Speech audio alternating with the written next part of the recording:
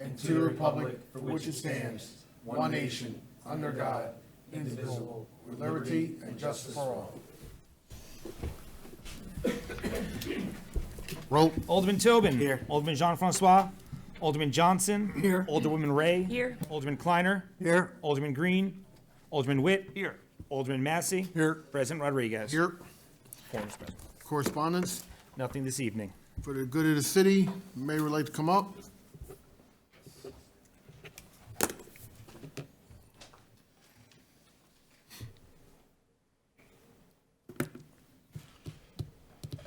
Thank you, Council President, and appreciate the opportunity to go out of order.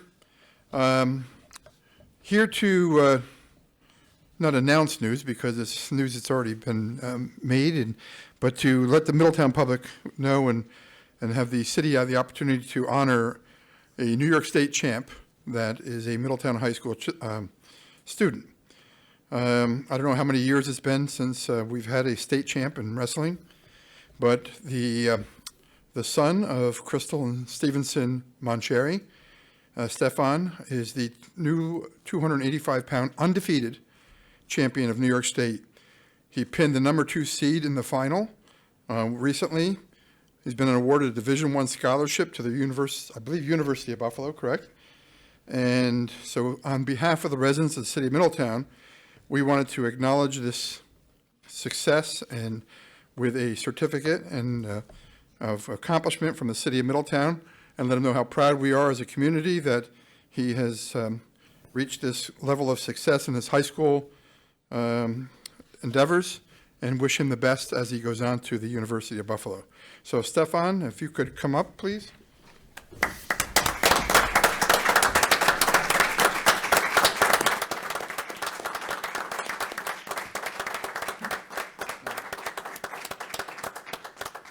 And it's a certificate of recognition presented by the city of Middletown to Stefan Moncheri, to the New York State wrestling champion. It's signed by myself and Council President Miguel Rodriguez. And we'd also like to present you with the key to the city. It's not a key to a new car, I wish we could do that, so you have the commute, but it is a key to the city as a little token of what we feel is a great, successful move for you in your career, in your high school career as you move on to college, and wish you the best in your endeavors. So congratulations again.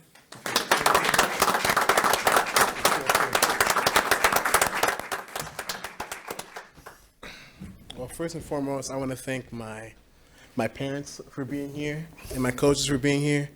You know, I couldn't have accomplished any of this stuff without them, without their support. This is something I've been looking forward to for, I don't know about 6 years since I started wrestling for Middletown High School. And the support that my family, my coaches, my teammates have given me is, I can't explain how appreciative I am for that. You know, I just thank you for this opportunity. You did a great job. Congratulations.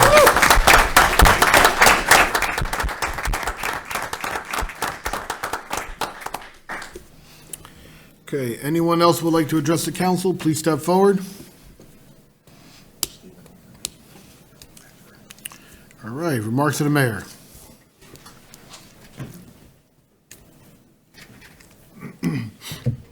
I thought somebody like Mr. Massey would have said that. I tell people I'm 285 pounds, and we're You want to wrestle him? different, right? No, what I was I'll gonna pay. do was, I'll pay if you want to wrestle him. I was going to offer him $20 if he would pin you. Well, then I'd have to pin you, so I wouldn't want to do that. Oh, But you mean with one of these pins? yes, tonight we have a lot of good news to report.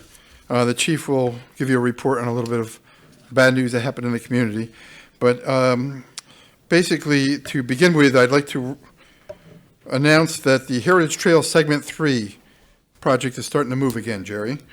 And on April 17th, from 6 p.m. to 8 p.m. here at Middletown City Hall will be basically a public hearing or an informational session on this Segment 3 of the trail.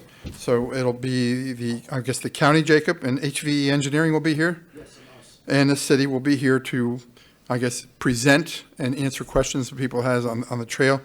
But the importance of this is that it's moving. and that's finally moving again. As you know, you voted a few weeks ago on the purchase of that small piece of property off of Hanford Street, and that in the area of Hanford Street between West Main and Hanford. Yeah, so that was the trigger that moved the project along. We now own enough that we can move the final phase of the project. So Jerry doesn't have to ask me about it anymore because he's going to get all the information that he needs at that meeting. So please, if you have an interest, tune in. We'll also put it on Channel 20. April 17th from 5 6 days after p.m. my birthday. 5 days after Massey's birthday, if you're interested, as he said.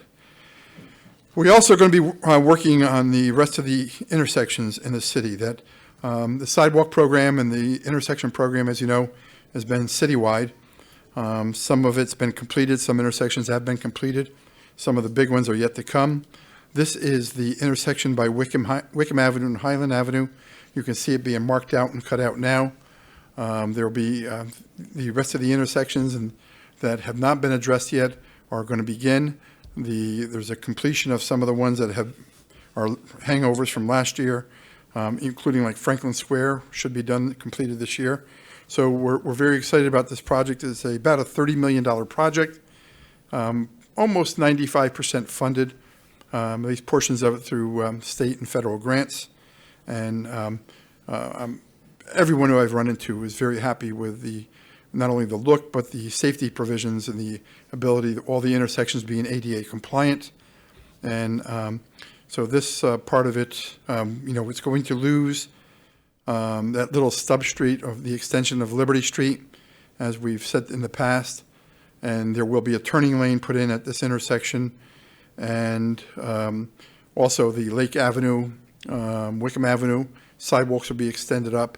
They will have then a turning light or turning arrow, so traffic's not backing all the way down to Johnny's, and will certainly improve the flow of traffic through the city, but also make it more walkable and more bikeable. So the work is designed to improve the efficiency and safety of the intersections. It certainly does that, and we'll be moving ahead on that. I think they're working now on many of the intersections. So Jacob has assured me that the project will be completed by the end of the year. So if it's not completed by the end of the year, remember this date. Jacob told me that it will be completed by the end of the year. And remember who told me. This is a big one for us here. O&W train station. We discussed this a few weeks ago, and with your approval and authorization, we are now ready to move ahead with the O&W station project. Up on the screen are the amount of grants that we've received towards this project. We anticipate the project's going to cost in the area of $22 to $23 million. The gap, we believe, will be made up by 3 forms of tax credits. The first being new market tax credits, the second being federal historic tax credits, and the third being state historic tax credits. Those will come as we move forward, but a lot of this grant money is timed. So as collectively as a body, we have made a decision that we will move ahead with this project, otherwise risk losing all of this grant money. This building will be restored to its historic standards. It was the eligibility for tax credits, both federal and state, require us to restore it, including the tower on the, I believe it's the south end, Jacob? North end, I'm sorry, yeah, the north end, which is the opposite side of the picture that was destroyed by fire. So the costs have been elevated for a few reasons. Of course, we know construction, the original estimates were prior to COVID, and also the buildings deteriorated quite a bit. We have said, at least I have said, and I think you concur, that this would be our last bite at the apple of saving this historic structure.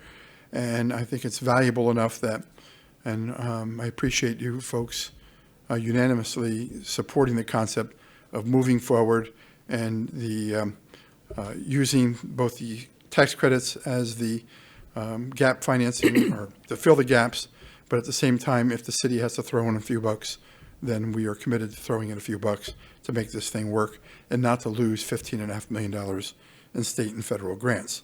I want to acknowledge all the work that's been done by not only Jacob, but by Maria Bruni and her office. Caitlin has been really a prime person on the grants, on the grant ends, Caitlin McNamara, and our consultants, CNS out of Syracuse, their local contact, Al Fusco.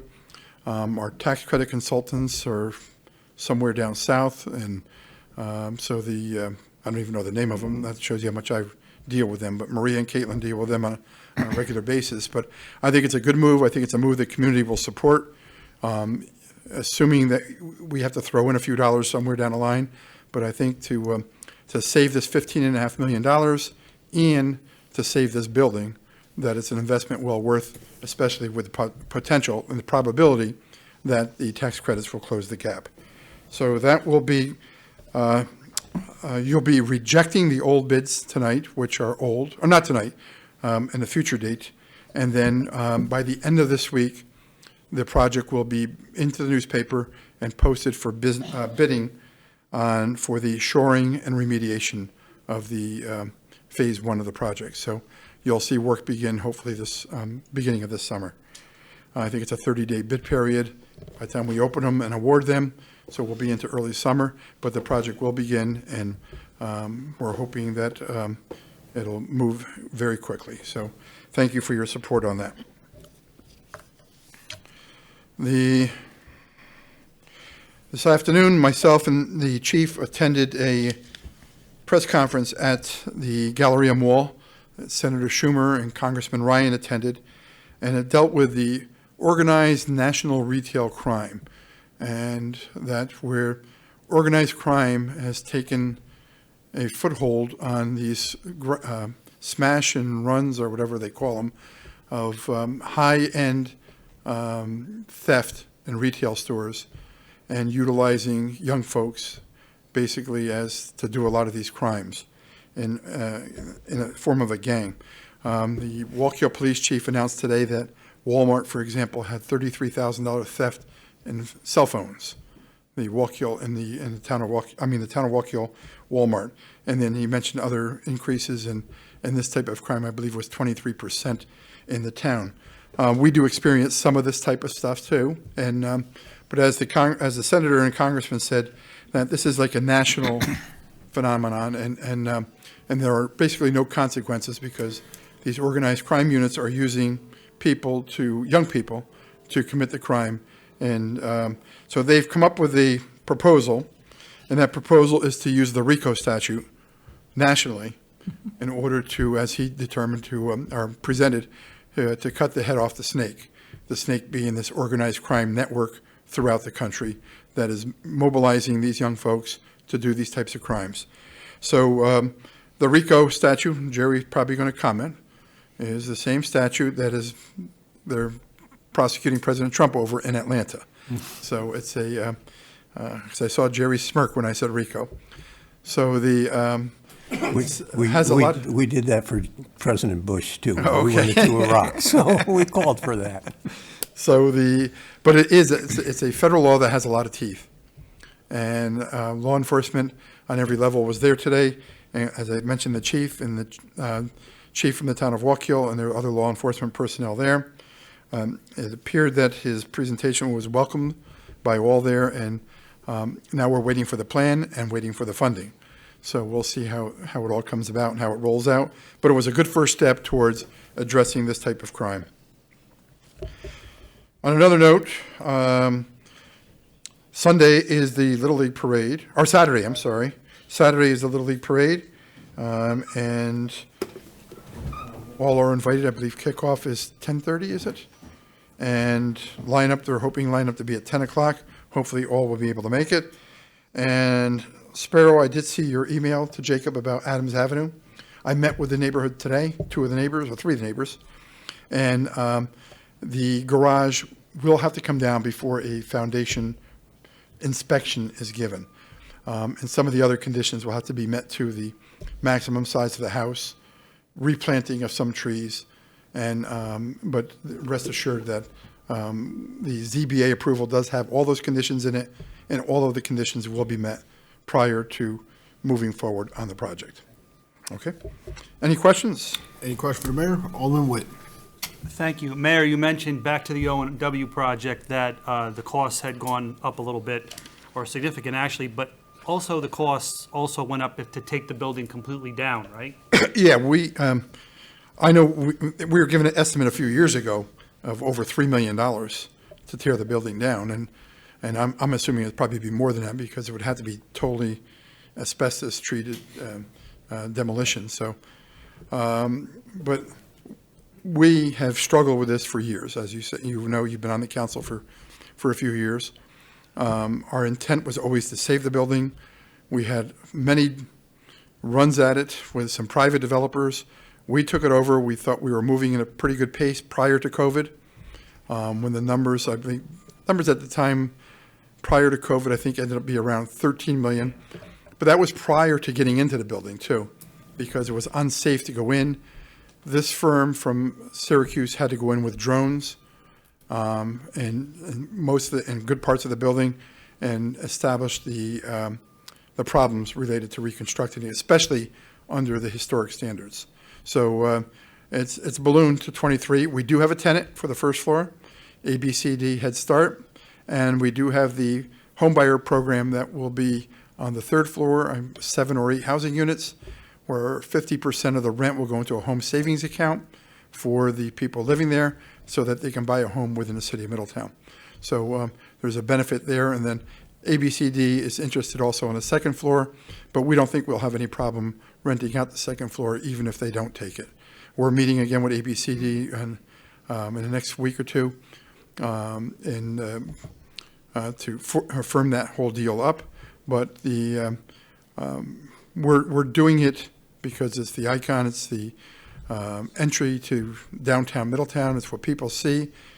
It was a symbol of urban decay for many, many years as people drove into the city, and now I think it'll be a nice symbol for our renaissance in the inner city of downtown. And it is one of the highest poverty areas in the city. So when people drive in and see this beautiful building, they'll recognize that this city put a lot of effort into saving it. Oh, I absolutely support it. No, I know just- that. I know. Yeah, I just, because people may have heard a number years ago Yeah, of what it yeah. would be. Thank you very much. No, absolutely. I think everyone on the board has supported it over the years, and so we're thankful for all your patience. Anyone else? Alderman Johnson? 2 questions. You said on the third floor there would be 8 units? 7 or 8 units. It was depending upon the architect's final drawing. And they But- would be like 2-bedroom apartments, or what would they actually There'd be a split of 1 and 2s, I believe, the layout was. But primarily, it will be for the home savings account. Right. And if you look on the board up there, you'll see the $800,000 in home funds. That came from the county specifically for that program. And we have an opportunity now that we're going to move ahead with the project. Maria was going back to the home board and asking for additional funding. I don't know what we're eligible for. She'll be finding all of that out. But we hope that this grant number will increase based on the fact that we're now moving ahead with the program. And one other question, you referenced bikeability. Is there any thought to implementing bike rental stations in the city in the near future, or that's still? Part of the Transportation Center project includes bike rental. That's through the county program that they have for the redesign of the bus terminal in that area. We're still waiting for the county on that final design. And I think it's not so much the design. I think that there's some right-of-ways that have had to be negotiated with the railroad. And I think we're pretty close on those. But and Jacob can probably touch on the other part of the issue that's outstanding with the county. But that's the delay with county planning. Thank you. The agreement, the final agreement with Shortline, Coach Shortline, because they own half of that lot. So that final agreement now that the project's is moving forward. Thank you. All right. Anyone else? All right, thank you, Mayor. Oh, yeah. Oh, one more thing. Jacob's yelling. I at hear my you ear. talking, it's a different voice behind you. Hey. There is a slide there? Oh, Yeah. I did bring it up. I forgot there was a slide. Throll Park improvements. Hopefully you've driven by Throll Park recently and seen that we did start making some changes in the park. We cut back a lot of the shrubbery. This was based on some of the SIPTED meetings with the police department, that new unit the chief has put together, focusing on different specific spots on how the police department, the code department, and the city agencies can work together to improve certain properties. We're looking at the Forum Diner, as Mr. Massey knows, based on a complaint that you had put forward. And Kevin, some of the concerns you put on the table with Forum Diner, the old Forum Diner, the empty Forum Diner. And another part we're looking at is the Thrall Park improvements. One of the reasons for Thrall Park underutilization is that unless you're an old timer, and Mr. Massey will remember this, of course, that you, through the middle of the park, coming down Smith Street, is Draper Brook, and it goes right through Thrall Park. And that pipe does not handle the capacity at times, and if you notice, the playground area along the back towards the bank floods extensively during even some minor rains. There doesn't be a massive storm, but during big storms, we do get a lot of flooding. So we are hiring a consultant. Jacob has consulted with the firm that did a lot of the piping projects throughout the city, the bridge work on Benton Avenue and New York Rising Funny. Jacob's in my ear again. I'm going to put an earpiece in. You may as well stand next to you. New York Rising, and that we're going to approach this not just as a park restoration project, which it needs. We need to respect the monuments that have been there for decades, light them appropriately, the flags, light them appropriately. We pulled back all of the shrubs and the trees, cut back all of the trees, but that's just the beginning. We're going to have it lit. We're hoping to daylight the stream from inside the park from one side to the other, which will be part of flood control. And the flood control program that will then allow us to do some playground area in the back that would not only be a playground area, but act as a retention area for some of the stormwater. The engineers will design it. We'll present it. We've already submitted for some funding requests from the state. It's a little ways down the line, but between everything that's planned with Thrall Park and our focus not only on Thrall Park, but Park Circle and the improvements that we'll be making in Park Circle, not only at the intersection, but cameras, additional lighting, pedestrian crossings, additional law enforcement, we hope to make that. Now that's, we talked about the O&W being the entrance into downtown. This is the next stop into downtown and going into the center of the city. So we want to do what we can to improve that area, and we hope that we'll have something soon to present to you for consideration. So we'll be presenting the contract or authorization to approve the contract from NPV or NP5 or whatever it is, and at the next meeting, if it's in, and then we'll begin the project and begin the discussion. Okay. Let me see if there's any more slides. Check with Jacob. Check with Jacob, yeah. Turn around, ask Jacob. The end. I got it. All right. Thank you. Thank you. All right, department heads. Let's start with Jacob. Come on up, Commissioner. And we know the reservoirs must be full. Thank you very much. I want to skip to tie into what the mayor was saying, the last project, and I want to just extend our thanks to Alderman Kleiner and Alderman Massey. Both of them, they gave us tons of pictures about the history and the fountain, and in the case of Alderman Massey, but about the history of Thrall Park, and we shipped them over to the consultant NV5, and hopefully, we'll try to, like the mayor said, we'll try to restore the old glory of Thrall Park back. So far, what we have done is we replaced all the granite curb, all the curb and sidewalk around, asphalt sidewalk even, around Thrall Park from Grove Street into Wickham Avenue with all granite and very nice sidewalk and ADA accessible and so on and so forth. We're going to be adding additional crosswalks in there, pedestrian crosswalks, as part of this traffic operation project that the mayor spoke of earlier. And then the rest of it, NV5 will come in and focus on what the mayor just explained within the park itself. So hopefully we'll be able to restore the park back to its old glory, and will be a great piece. And really the police department, they were instrumental in getting our attention to the park. Although we were improving it from the outside and the curbs and sidewalks and safety and so on and so forth, ADA, but they got our attention to the inside of it, and the mayor, he immediately jumped on it and he said, yeah, let's do it, guys. So it's going to be a great piece in the completion of Middletown, restoring its old glory of the entire city, not just Roll Park. Alderman Massey, the reservoirs are full, 100%, over capacity. A reminder to the public, water system flushing is taking place now. It started yesterday. We are in the second ward, and it's going to continue from yesterday until the 26th, until April 26th. So before you do any laundry, please check the water, make sure it's not discolored. If you see the guys or you see fire hydrants flowing outside your neighborhood, that means you gotta wait like 48 hours before you do any laundry. 48 hours, please. So otherwise your laundry may not be very clean. Yard waste also started yesterday. Reminder, nothing, no leaves, no loose yard waste thrown in the street or on the sidewalk. You will get fined. So you will please put it in a container, in a cart, and we have all the instructions how to tie it together. If you have small branches, you have to tie them 18-inch diameter, 36-inch long, not huge branches. Cut them up and wrap them together so we can pick them up. So please keep that in mind. We also do have our recycling center, as always. It's open from 7 o'clock until 3 o'clock, work weekdays. You can have, if you have recyclables, if you have yard waste, as long as you're a resident of the city of Middletown, that's important because we have somebody checking on IDs most of the time. Make sure you do, this is always available for you if you cannot wait or if you have too much of anything. Spring cleanup, the annual citywide spring cleanup, that will be starting next Monday, April 4th. April 8th.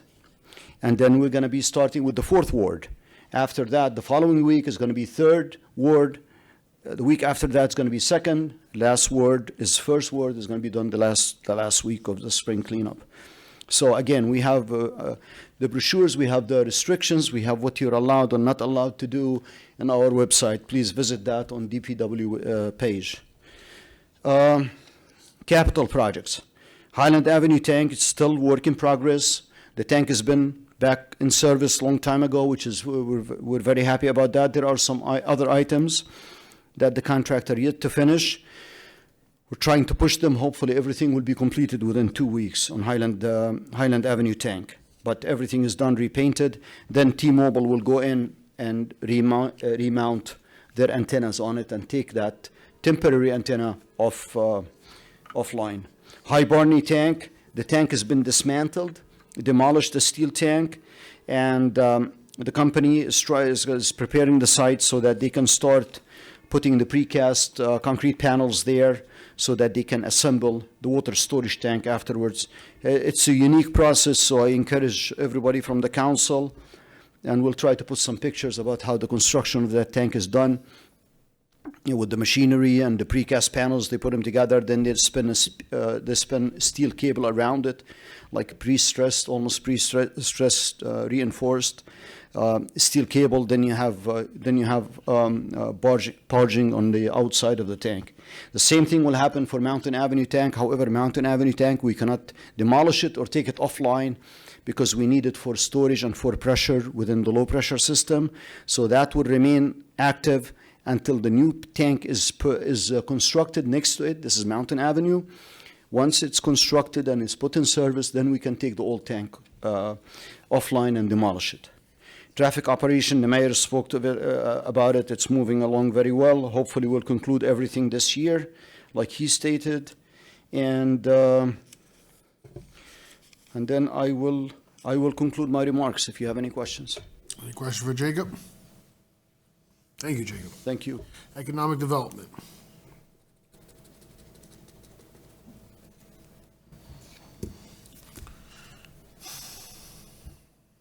Good evening, everyone. Just to update you on the Community Development Agency, the Lafayette property, we're in contract, so we're moving to closing. And we started the Linden Avenue project. So ride by there, you'll see progress already on that property. We're working hard on housing rehabs through our CDBG and small business loans program. And we're going to start undertaking our 5-year comprehensive plan that we have to do for housing and urban development. So we're going to be beginning that process soon. And Paramount Tavares is coming. Let's Sing Taylor. So a lot of other great shows are coming. And that's all I have for tonight. Any questions for Maria? Okay, Thank thank you, you. Maria. Police Chief? Good evening. Just a couple things. There's a few items on the agenda this evening that relate to the police department. The first is the first item in regards to the de-escalation grant. I just want to briefly just touch on that. That is a grant that the city was willing to partner with the Chiefs Association on to not just train the Middletown police officers in de-escalation tactics, but also many members of the Orange County Policing Services. Just the way grants are done, we actually had to use a municipality to receive the grant. And then the training that is associated with that is ICAP platform. It's all de-escalation, how to deal with folks, how to de-escalate situations, but it's a nationally recognized training that was accepted in this Department of Justice grant. So we look forward to that. We hope that, we'll have your commitment to support that because we definitely believe it's an investment into not just our members of the police department, but collectively throughout the county. In regards to the Little League Parade, I know that it does become somewhat of a nuisance for some of the residents in that area. However, just like we do for the other events in the community, whether they're road races or whatnot, we do our best to make sure that we not only secure the people that are participating in the event, but also to make sure that we open up the streets as quickly as possible afterwards to allow the residents free flow and try to minimize any disruptions that we may provide to them. We do believe that the greater good is to provide the support for the parades, or in this case, the Little League parade, just like we do for the races. So hopefully that we don't disrupt too many folks that day, but we will try our best. Just to touch on what the mayor and Commissioner Tawil spoke about in regards to Thurl Park. What that program is, it's called CPTED. It's Crime Prevention Through Environmental Design. So many years ago, we started our neighborhood enhancement unit, and we just wanted to kind of build upon that, and we took all 4 of those officers and we sent them out to training to get trained in this, because we realized that sometimes it's not an opportunity. We don't have the opportunity to arrest our way out of certain things. So this gives us a different lens to look through and to partner with some of our city officials, our code department, other folks within the city, and try to take a different approach to change the environment itself to kind of deter the crime that goes there. So we're excited about this program. We're excited about the commitment that we received from the mayor's office and our other partners, Maria and Jacob, Parks and Recs. It's been really good, and I know my staff that's assigned to it are very invested and take it very serious. So we look forward to working with all of you on this project and others going forward.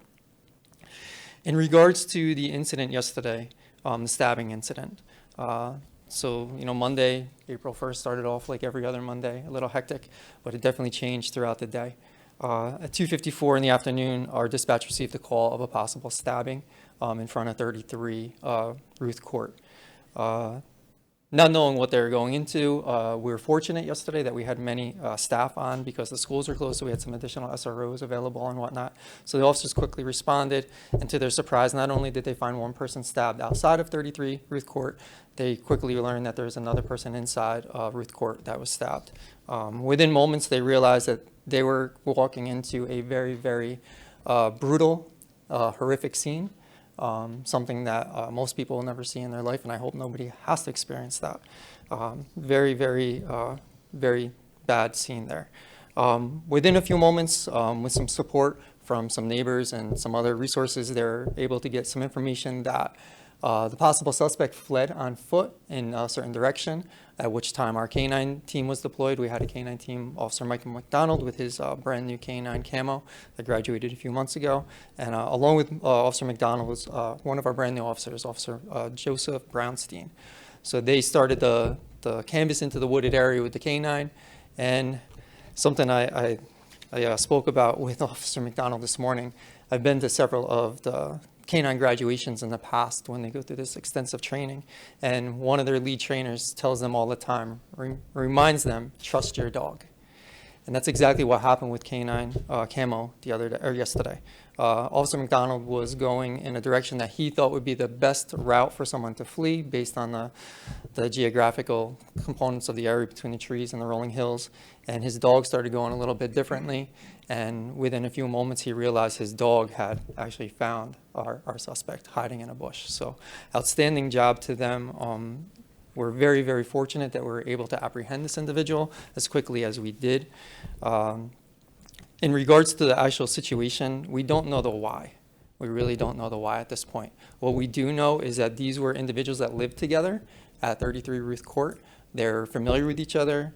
I don't know relationship-wise if they're friends or not. They were of Haitian background. They did speak Creole, so we did have a little bit of difficult time interviewing and trying to get some information. There was, in addition to the two deceased persons, the suspect, there was one witness on scene as well. All of them spoke, or the people we were able to speak to spoke Creole. So as I said, that was a little bit challenging to deal with in addition to dealing with everything else. The initial person that the officers located outside did have signs of life when they got there. They performed first aid measures on him. Empress EMS responded very quickly for us, assisted in getting that person out. To allow Empress EMS and EMTs to work on that individual, one of our officers actually drove the ambulance to the hospital to give them the resources to do whatever they can to put in all the life-saving measures that they could. Unfortunately, that individual passed during his surgery due to the extensive wounds that he did sustain during that incident. As far as that location, we never really had issues there. We didn't get complaints from neighbors or anything. In follow-up to the members of the community, we are learning that this group of individuals moved in there about a year ago. Our suspect, due to fingerprinting responses, we have learned that he has come into the United States about 8 months ago. We're still trying to track back how, where, when, all that type of stuff. We don't have that information right now. And again, I don't know the relationship other than their associates between our victim and our suspect. The neighbors there, they dealt with something very horrific yesterday. We do have the neighborhood officers going out into that community over the next several days just to kind of give a sense of ease and support and try to answer any questions that may arise from the neighbors at this time. And there's nothing to lead us to believe that there's any other threats to anybody else. We believe this was, involving the people that were inside that residence and nothing else. I do have to thank the residents in that community for all of the support that they provided us yesterday, giving us, whatever we needed from them, as well as our law enforcement partners, the state police, the sheriff's department, the Orange County District Attorney's Office. Outstanding. It's amazing when you see everybody come together for a common goal. So I'm extremely proud, as I mentioned in my email to all of you yesterday. The members of this department, when push comes to shove, when things get bad, they work at their best. They're absolutely amazing. I showed up on scene yesterday, and it's amazing to see everybody's looking to work. Nobody's looking to just be there and be an onlooker. They're looking to work. So it's a testament to the training that they receive and the people that they are, and I think we should all be very proud of them. Other than that, I have nothing unless you have questions for me. Any question for the police chief? Alderman Johnson? On a positive note, you referenced the CPED program. How long has that concept been around? CPTED has been, we trained our people last fall. I don't know the exact start of that. I did hear about it for some time prior to that, yeah. If I am correct, it started in the western part of the states and, quickly is being adapted and shared throughout communities because we all realize there's more than one way to deal with crime, and if we could improve the community and the area, we're hoping that prevents some of the crime. Sounds great. Good luck with it. In regards to the Old Forum Diner, we made some changes. Commissioner Tawil with his staff was amazing for us. They came in, removed some brush, put up some barriers, worked with city electricians to get some lighting in there to prevent some of the vagrants and inappropriate actions that were taking place there. So little things go a long way. Even in the Park Circle, when we began that project there that led into Thrall Park, we worked with Commissioner Tawil also to have some additional lighting put in there to help some of those shaded areas that people were, hiding in. And our goal is really to change the image of that whole entire area. We don't want Park Circle to be known as a bad area in our community. We want we want to work hard to do what we can to change that image.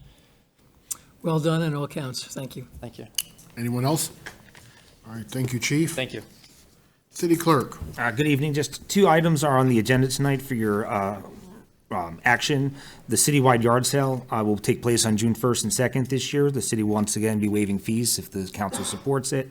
Signups will go up on the website by the end of this week, and we're looking forward to doing that again. It's in coordination with the Office of Economic Development and their farmers market.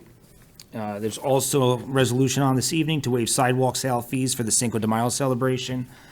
Maria and her team and myself and Leonora and the downtown businesses have been meeting regularly to plan another great weekend to mark the Cinco de Mayo celebration, and we think this is just another aspect of making it easier for folks to do some business outside that weekend.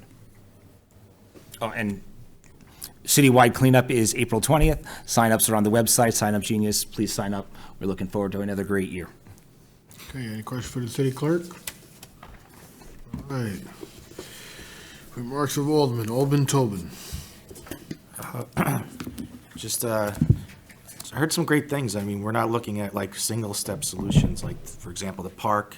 We're trying to prevent crime, control flooding, and provide, recreation opportunities. The O&W, we're, they're providing a historic building, revitalizing it, but also addressing childcare issues that we have, and the housing crisis by getting people into homes. So it's really the planning and the coordination between all the departments is outstanding. And I'd also like to thank our police department. I think you said the word training. It seems like whenever there's a really tough situation, our folks spring into action and do the right thing, and that's not by accident. That's the training they go through to handle those situations. And so definitely want to thank you guys for keeping us safe, and I feel safe in Middletown because of that. As far as the state champ, I would like to congratulate him. I used to be a wrestling coach and a referee. It's one of the toughest sports, physically, mentally, skill-wise. We're so proud of his accomplishment as a city. It's a testament to his coaches, his teammates, his parents. He started in the youth program and went all the way through. I mean, talk about endless hours of tournaments and with his coaches traveling different parts of the country. So, definitely well-deserved. And, to be state champ is a really tough accomplishment. So that's it for me. Thank you. Alderman Johnson? Thank you. I had a resident who's also a client of mine come into the office. She had a mailer, which when you read it, you realize what it is, but she was confused because the return address envelope had a window that said, Middletown City Council members need to hear from you. It turns out it was a solicitation from something called the National Police Association in Stafford, Texas, asking people to sign a quality of life policing petition, which they would then send back to city councils, and of course also asking for a donation. So I wanted to be clear this has nothing to do with the city of Middletown. And I would suggest respectfully that buyer beware. Thank you. Alderman Ray? Good evening. I just wanted to congratulate Stefan for his accomplishments. He's not only an amazing athlete, but what a just genuinely great kid. His little sister wrestles with my daughter on the girls' inaugural team this year, and Steph was always present, always coaching his little sister, always at all her matches, even if he didn't need to be there, just checking in. But it's just, he really makes us all proud here in Middletown. He's just a shining example of the best that we can make. And so I'm really proud of him. His family has every right to be very proud of him. And we wish him luck as he's heading to nationals. I believe that's this weekend. So we wish him luck. Go Middies.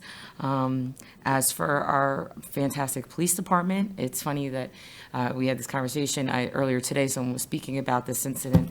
And I was like, well, I mean, we have the best canines. That's just something we've got here in Middletown, along with some of the best police department. And your work so quickly, taking someone so dangerous off of the street. This is why we all sleep very soundly at night, and we thank you for everything you do for us. So that's all I have tonight. Thank you. Alderman Kleiner? Thank you. Remind people there's like 45 minutes left if you haven't voted yet in the presidential primary in New York State. That election actually was today. I want to congratulate the police department for this excellent work, and the sense of community they bring to the work is just outstanding. And also, with the O&W, the Heritage Trail, with all the things we have going on, Maria's office and Caitlin and DPW and the police department, we have been so fortunate in people not overlooking any opportunity to get grants to help Middletown. So that's just been such a big part of what's going on in the city. So I really thank them and encourage them to keep up the good work. When we got the DRI money, the O&W was the first thing that people mentioned. Of course, it would be too much money, so that was put off. But the O&W, and I know somewhere, I believe the clock is still out there, so if that gets repaired, we're hoping the clock comes back. The weather looks good for the eclipse next Monday, and don't forget your eclipse glasses, and don't look at the sun without them. And then our post-eclipse, we have our regular Monday Second Ward constituents meeting here at City Hall at 7 o'clock. Alderman Green and I will be there. And I'll have next meeting also to promote this, but the Hillside Cemetery on April 27th, they are doing bus tours through the cemetery. And talk about an historic piece of Middletown, the Calvert Vaux Design Cemetery. But they will have high school students taking the roles of some of the more famous people buried in Hillside and telling you about who they were and what they did. I will remind people at the next council meeting. And other than that, I'll see everyone at the Little League Parade, we hope. Thank you. Alderman Witt. Thank you very much. I also would like to acknowledge the work of the police department. Chief, what you mentioned about training and, the relationships that you've built and your team has built. It's just very proactive. It just pays dividends in situations like that, as it sounds. I could see it in your face as you were talking about it, how proud you were of your men and women and the work that they did, and the training, we that comes across us from time to time, and it just makes it, I imagine, so much easier to do your job. So I appreciate all you all do there for that very much. With Stefan Moncherry, kind of piggybacking on that, and Nationals were this weekend, I think, Kate, and it's in Virginia, and then in a week he's wrestling in Florida. So the kid it was a big year for him. I know they have an annual banquet for the Friends of Section 9, and two of his coaches were here, Eugene Naboa and Jason Lichtenstein, both Middletown graduates, both received awards for their work for this year on, the job that they've done with their program. But the end of the night was they awarded Stefan and recognized him. And, he does get a lot of recognition, and you might think that kids would be, well, enough of this and yada, yada, yada. But the entire place gave him a standing ovation.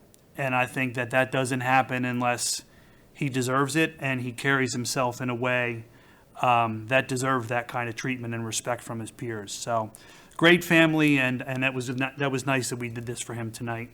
Just one final thing pertaining to my day job. The Middletown School District is putting out a survey, the Culture and Climate Survey. You may have seen this around City Hall, which we appreciate. And what it is, it's a survey to help shape the future of Middletown schools. Join us in our journey of improvement and lend your voice. It gives you an opportunity to identify our strengths and areas to grow. They take this very seriously. They do listen. There is a QR code here, and the information is on our website, middletowncityschools.org. It's anonymous, it's quick, and it's open for the community, not just whether you have kids or not in the district. We want to know how we're doing, so please take the time and consider it. Thank you. Alderman Massey. With all the positive things that have been said tonight, I'm sorry that I'm going to end up on a negative note, but what I have to say does not give me any pleasure because it affects someone who used to be a valued member of this city council. But enough is enough. The residents of the city of Middletown deserve and demand actual representation from all their county elected officials. Joel Sierra, who represents the 20th District, has been a county legislator since 2018. That district encompasses the majority of the residents of the city of Middletown, and by his own testimony, he has not attended a meeting since March 30th, 2022. Yes, that is over 2 years without doing his elected duty. He has continued to collect his full salary of over $29,000 per year, along with a valuable benefits package, which includes health insurance and pension credits. All this is paid by the residents of Orange County. Why hasn't the leadership of both parties in the legislature or County Exec Steve Newhouse done anything about this, or at least spoken about it both publicly and continuously? Is it that the city of Middletown doesn't have complete representation, that it's okay? Well, not with me. I have sat back long enough hoping someone in the county would actually step up and address this terrible situation. Joel Sierra has stated the meetings aren't mandatory, so he doesn't have to attend them, but he still collects his full salary. The county legislator and county exec should be contacting the governor's office or anyone else in this state to see if he can be removed and let the residents of Middletown have full representation. If there isn't truly a way to remove Mr. Sierra, then they should ask for his resignation continuously and not let the good people of Middletown and the county forget just what kind of a person was elected to represent them. This must end. We in Middletown deserve and demand actual representation. Thank you. Okay, new business. Good evening. We have a resolution sponsored by Alderman Tobin to accept the DOJ de-escalation grant for the Orange County Police Chiefs Association. Okay, resolution sponsored by Alderman Tobin, second by Alderman Massey. Any discussion? Roll. Tobin. Aye. Johnson. Aye. Ray. Aye. Kleiner. Aye. Witt. Aye. Massey. Aye. President Rodriguez. Aye. Carries. A resolution sponsored by Alderman Kleiner authorizing the city to host a citywide yard sale and waive associated fees. A resolution sponsored by Alderman Kleiner, second by Alderman Johnson. Any discussion? Roll. Tobin. Aye. Johnson. Aye. Ray. Aye. Kleiner. Aye. Witt. Aye. Massey. Aye. President Rodriguez. Aye. Carries. A resolution sponsored by Alderman Massey authorizing a transfer of $13,500 into the fire department operating budget to cover new firefighter training. Resolution sponsored by Alderman Massey, second by Alderman Tobin. Any discussion? Roll. Tobin. Aye. Johnson. Aye. Ray. Aye. Kleiner. Aye. Witt. Aye. Massey. Aye. President Rodriguez. Aye. Carries. A resolution sponsored by Alderman Johnson authorizing an agreement with the Police Executive Research Forum for de-escalation training on behalf of the Orange County Chiefs Association. Resolution sponsored by Alderman Johnson, second by Alderman Ray. Any discussion? Roll. Tobin. Aye. Johnson. Aye. Ray. Aye. Kleiner. Aye. Witt. Aye. Massey. Aye. President Rodriguez. Aye. Carries. A resolution sponsored by Alderwoman Ray authorizing authorizing budget transfers to cover the 2023 year-end overdrafts. Resolution sponsored by Alderman Ray, seconded by Alderman Johnson. Any discussion? Roll. Tobin. Aye. Johnson. Aye. Ray. Aye. Kleiner. Aye. Witt. Aye. Massey. Aye. President Rodriguez. Aye. Carries. Resolution sponsored by Alderman Witt authorizing the waiving of sidewalk sale fees for the Cinco de Mayo celebration. Resolution sponsored by Alderman Witt, seconded by Alderman Kleiner. Any discussion? Roll. Tobin. Aye. Johnson. Aye. Ray. Kleiner. Aye. Witt. Aye. Massey. Aye. President Rodriguez. Aye. Carries. Resolution sponsored by Alderman Witt authorizing street closures for the annual Middletown Little League Parade. Resolution sponsored by Alderman Witt, seconded by Alderman Tobin. Any discussion? Roll. Tobin. Aye. Johnson. Aye. Ray. Aye. Kleiner. Aye. Witt. Aye. Massey. Aye. President Rodriguez. Aye. Carries. Resolution sponsored by Alderman Massey authorizing the Run for Downtown Committee to host an event at Erie Way Park. Resolution sponsored by Alderman Massey, seconded by Alderman Kleiner. Any discussion? Roll. Tobin. Aye. Johnson. Aye. Ray. Aye. Kleiner. Aye. Witt. Aye. Massey. Aye. President Rodriguez. Aye.